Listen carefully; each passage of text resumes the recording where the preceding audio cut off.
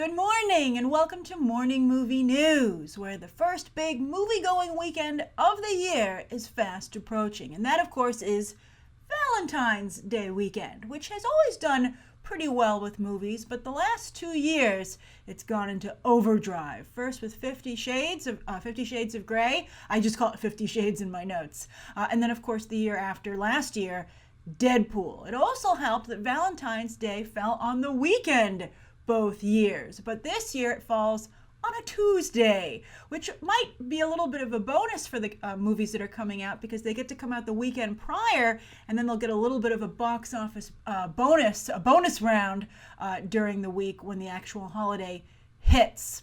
But the numbers are expected to be far depreciated from the past 2 years, so we're gonna break them down. Now, the three movies coming out are 50 Shades Darker, the Lego Batman movie, and John Wick 2. Now, of course, back in 2015, 50 Shades of Grey dominated the weekend with an $85.1 million opening. And then Kingsman came out the same year. It's the same weekend that year. It was, as you might recall, everybody was like, oh, is there enough room for both movies? And also, I think some people hoped against hope that 50 Shades wouldn't dominate Kingsman the way that it did. But there was some room for Kingsman, which opened with 36.2. Of course, Kingsman went on to have fabulous legs and be a very successful movie, and it's getting a sequel just like 50 Shades has. But speaking of that 50 Shades sequel, it is expected to do far poorer when it debuts in just a few weeks. But before we get to that, just really quickly, last year Deadpool debuted on Valentine's Day weekend and pulled in $132.4 million. That's amazing. So those are very big numbers. I mean, there have been healthy debuts before that and prior years for Valentine's Day weekend, but nothing like the 50 Shades of Grey and Deadpool, back-to-back success stories for Hollywood. And I think 50 Shades is returning, but I think they took too long for that franchise to come back because of negotiating deals. Universal, I think, should have been a bit tougher and been like, we're making this movie, and not let people hold the movie hostage as they did. But I think that the foreign audience perhaps will save 50 Shades Darker because the trailer did very well overseas, while it didn't really make a big splash here in the States. So it's actually expected to come in second for the weekend. This Valentine's Day weekend is looking similar to Valentine's Day weekends before the last two legendary ones. So I think that Hollywood's going to have to think really hard as to how to get those numbers back up.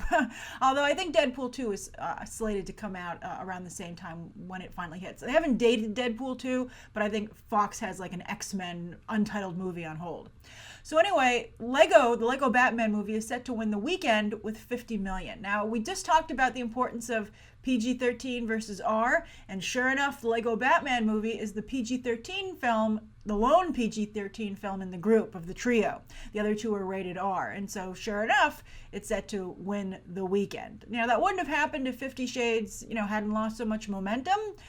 And that goes to what we talked about with branding, and that 50 Shades of Grey was rated R because it went there, and that was a great sexy Valentine's Day movie for you to see, right? But I don't think it's cool anymore because, again, they took too long to come back. So the Lego Batman movie is expected to lead the weekend with $50 million, which is interesting because the first Lego movie came out in 2014, the Valentine's Day weekend just prior to those two legendary ones, and also opened with about 50 million. So it looks like that audience, as I've said to you before, movie-going audiences are surprisingly predictable because they're very consistent in their habits. And of course, even though it only opened at 50, the Lego movie went on to be a huge success, pulling in $469 million worldwide. About what it, for Sing as well, and that's getting a sequel. And both films are extremely well budgeted. The Lego movie only costing $60 million to make, while Sing cost something about $70 million to make. Those are nice budgets. So anyway, 50 Shades, they have a very wide net for where they think this is going to land. It's going to be between 30 and 42. I think people aren't quite sure, if the 50 Shades audience is still out there stateside. I think it's definitely out there in the foreign box office, and hopefully they're keeping their budgets down. And then John Wick 2 is expected to open with just $20 million.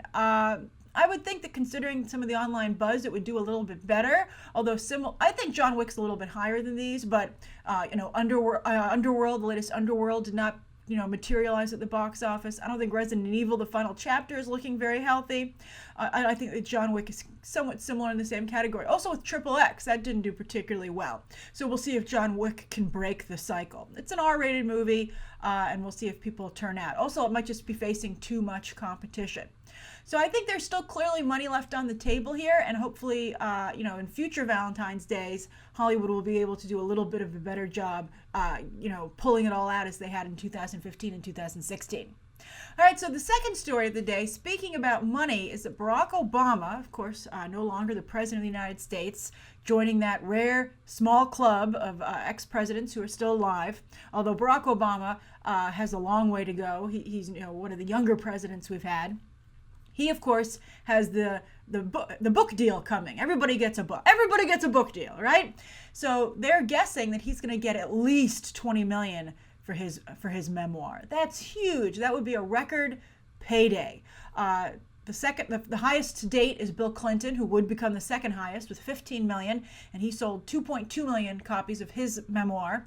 And then George W. Bush behind him with $7 million. That's quite a drop, but he sold more actually with 2.6 million. But Barack Obama, a very important president, not only in terms of people, having a high, favorable rating, but also, of course, he's a very historic president, the first African-American president that we've had. So they're betting that a lot of people are going to want to pick up this book. And then, of course, will it become a movie? They've already had two Barack Obama movies, South Side with You and Barry, which was a Netflix movie. We're going to talk about Netflix for the third story.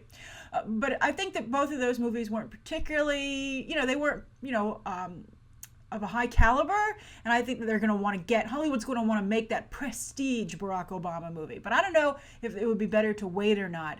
But Barack Obama's not waiting with his book. He has said that it is a top priority to get this deal signed and to get it out there. He's also, of course, starting the Obama Foundation, which is going to have its library in Chicago.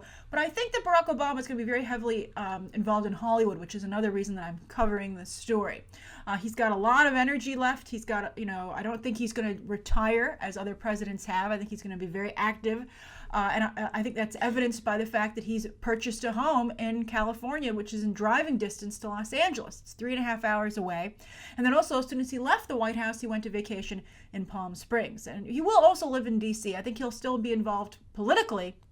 But the point is, I think he's going to be very relevant. And so that'll drive up the people who are interested in his memoir. And, he'll maintain an audience. And also, of course, Malia has gone into showbiz. She's had some very high profile and very much, she's made headlines with her internships, and she has an upcoming gig with Harvey Weinstein before she heads to college. She took some time off. They also saying that Michelle Obama is expected to break Hillary Clinton's record for a book deal, and Hillary got $8 million. So the Obamas are still very much in play, and I think it'll be interesting to see how much a part of Hollywood they are, right? I mean, they're going to be, I think, very involved in D.C. Maybe they won't, actually. They might pull back from D.C. Maybe they'll go into Hollywood, which, of course, has been very supportive of them. We'll see how it all shakes out. And I'm curious, though, would you buy the Barack Obama memoir? I don't buy a lot of books. I've never bought a presidential memoir, but I would be interested in a Barack Obama movie, as long as it's well done. I thought that Oliver Stone's W was medium. It was charming, but I think that they could have done a little bit of a better job. All right, so next up, Netflix. So as I said with Manchester in the Sea and Amazon getting 7 Oscar nominations this year, they're finally, they've broken through with television assets, Netflix, but now Amazon, it looks like they've conquered or are on their way to conquering the hurdle and getting into the movie business, right?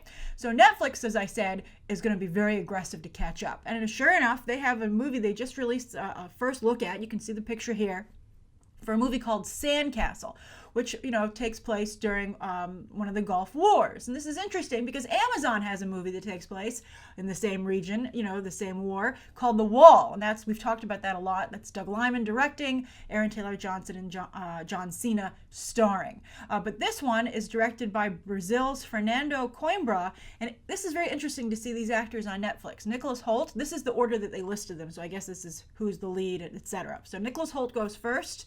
Henry Cavill, ever since I've been following him on Instagram, he seems much more like a real person to me instead of like this plasticky model they have playing Superman. And so I'm very I'm very eager for Henry Cavill to prove that to moviegoers. So I hope that he does well here. I thought he did an interesting job in The Man from U.N.C.L.E., although, as I've said before, I felt he played the character as gay. Of course, there's nothing wrong with that, and I thought it was a very interesting choice, and he did it quite well. But I'm excited to see what Henry Cavill can do outside of the DCEU. And I think he needs to flesh himself out, because the DCEU isn't fleshing out Superman, so it's up to Henry Cavill to do it himself outside of that cinematic universe. And then Logan Marshall Green rounds out the cast, and he, of course, is in the upcoming Spider-Man Homecoming movie. But I'm surprised that both Amazon and Netflix would pick Iraqi war movies, because they're a very tough sell. I mean, American Sniper did very well, and so did The Hurt Locker. Well, American Sniper did well at the box office and got a lot of nominations, but it's The Hurt Locker who was the big winner, although actually, interestingly, it didn't do particularly well at the box office.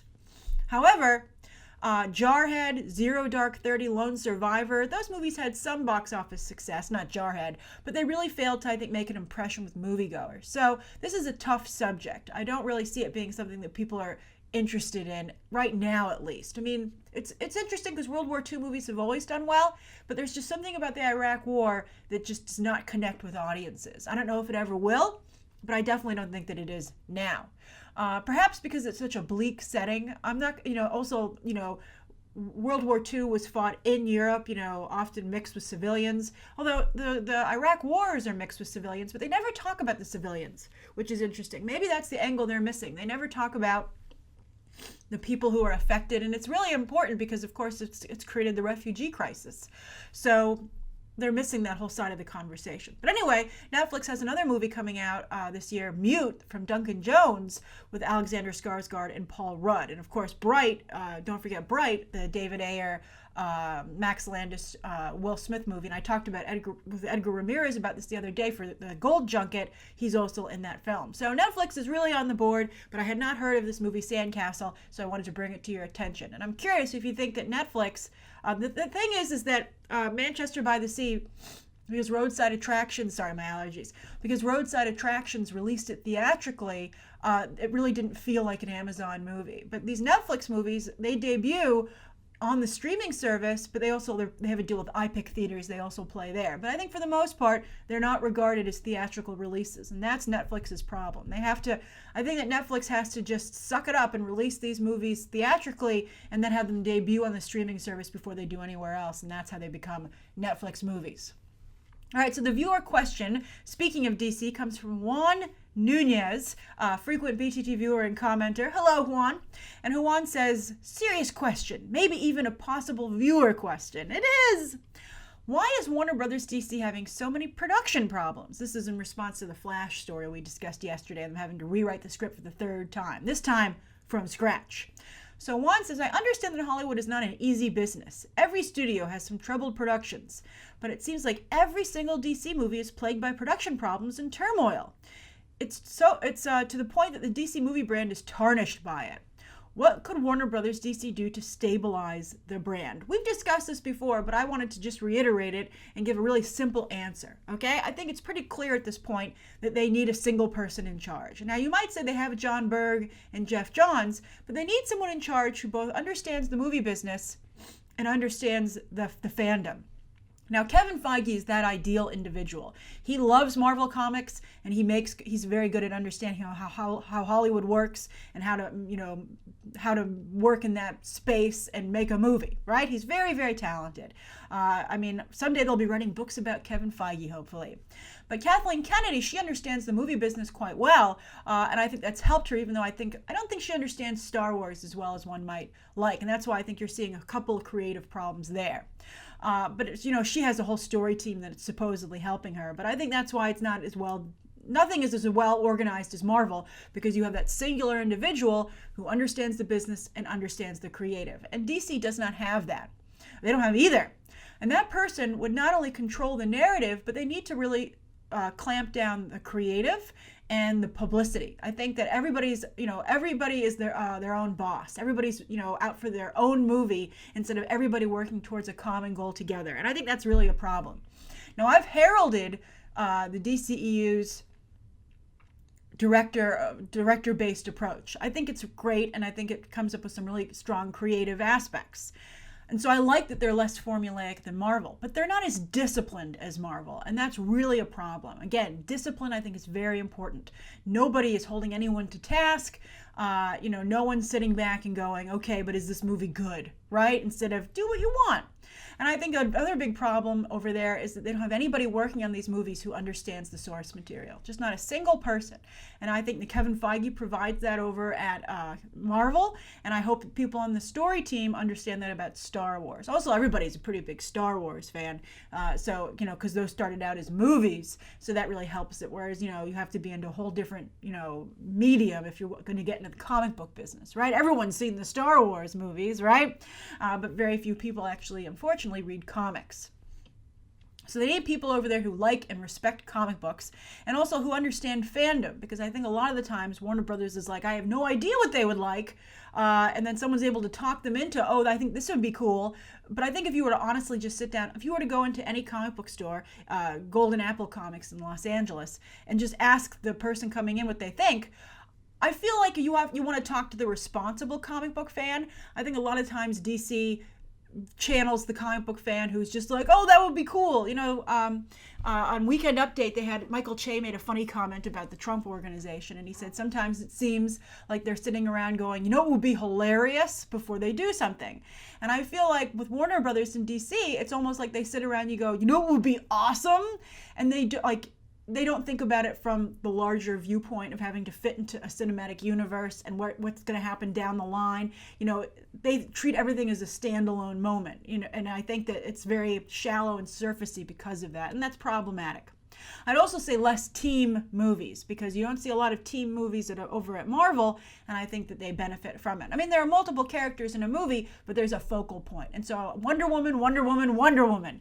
I think it's really important to see how Wonder Woman works, and if they can't get Wonder Woman right, they have even bigger problems than we suspect. And we suspect they have pretty big problems over there. All right, so that's today's morning movie news. Thank you so much for tuning in. Please write down below what you think of today's top 3 stories, Juan's viewer question, anything you'd like to see covered on Monday, and of course any questions that you might have. Thanks for watching. Bye.